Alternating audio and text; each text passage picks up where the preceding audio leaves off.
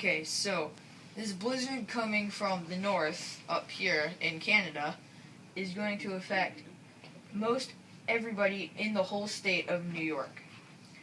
And this blizzard was formed when a warm air mass rose over a cold air mass, which caused a cold front.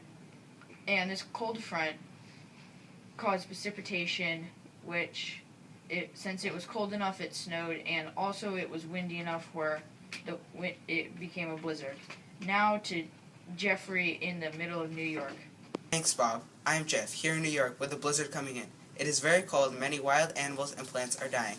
Make sure you go to your local Dairy Queen to buy food, water, warm clothes, and find some shelter. Make sure you stay inside, be safe, and don't drive. Thank you. Now back to you, Joe. Thanks, Jeff. That looks really cold. Brrr. Thanks for watching Channel 99 News. See you next time.